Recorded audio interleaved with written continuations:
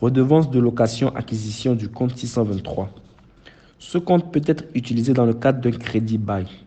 Son utilisation est présentée au niveau du compte 17. Pour le paiement de la redevance, il faut débiter les comptes 623 et 445 par le crédit du compte de trésorerie. Cette journalisation s'opère à chaque paiement de redevance, de même qu'à la levée d'options, donc le dernier paiement afin d'acquérir définitivement le bien.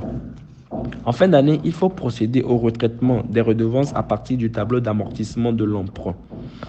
La redevance est transformée en ces deux éléments dont le remboursement de la dette, donc l'amortissement et paiement des intérêts, exception faite pour le premier loyer qui ne comporte pas d'intérêt. On régularise ensuite les intérêts courus et non échus sur le montant de la dette restante.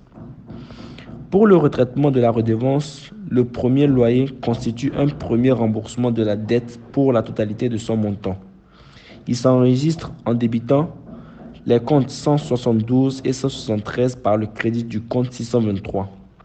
À la fin des exercices suivants, on enregistre le règlement d'une partie de la dette et le paiement des intérêts en débitant les comptes 172 ou 176 et 672 par le crédit du compte 623.